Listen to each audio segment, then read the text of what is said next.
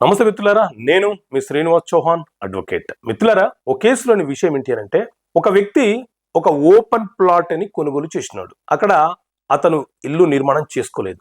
ఆ పక్కనే ఉన్న ఇల్లు నిర్మాణం చేసుకొని ఉన్న పొరుగు ఇంటి వ్యక్తి ఏం చేశాడు అని అంటే, ఈ ఖాళీ ప్లేస్ నువ్వు నాకు తప్ప ఎవరికి అమ్మకూడదు, అమ్మనని చెప్పి నాకు ఒక మాట ఇచ్చి ఒక పేపర్ రాసి ఇవ్వమని చెప్పి కొంత బలవంతం చేసి ఒక అగ్రిమెంట్ ఆఫ్ సేల్ రాయించుకున్నాడు.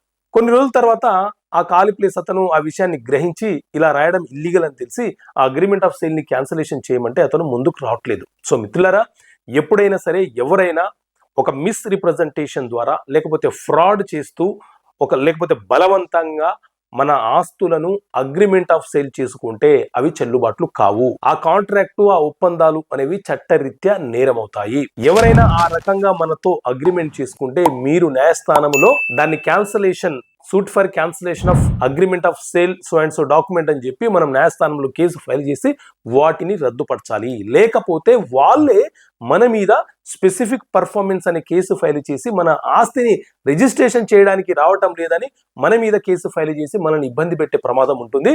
తస్మత్ జాగ్రత్త. జై హింద్.